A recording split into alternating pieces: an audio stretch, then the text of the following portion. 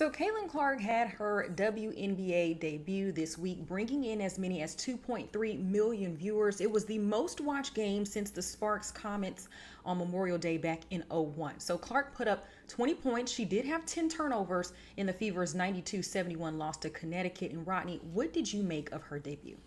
Man, she got treated like Lonzo Ball in his first NBA game. I don't know if you can recall, like, the fanfare that arrived with Lonzo Ball, especially from Pat Bev, and he was picking him up full court. And I feel like Caitlin got a lot of that same energy. They were blitzing her off the high pick and roll.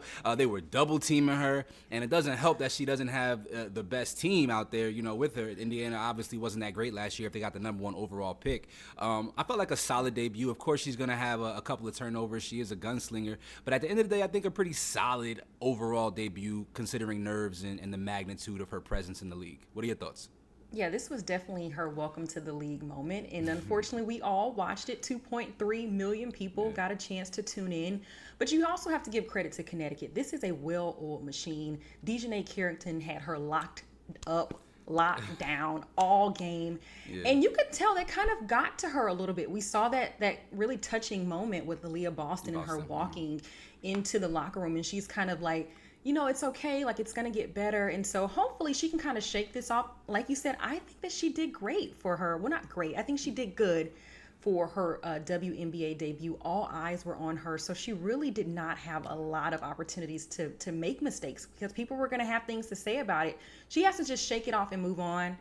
And I think she's going to be playing, once this is up, she'll have another game under her belt. So so her career high in college with turnovers was 12.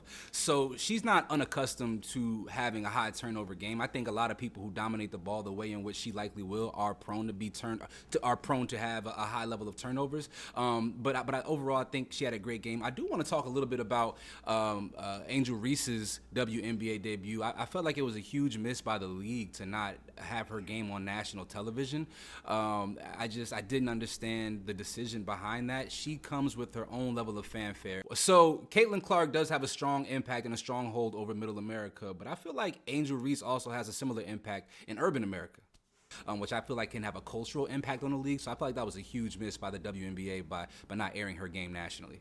I absolutely wholeheartedly agree with that sentiment. I really do.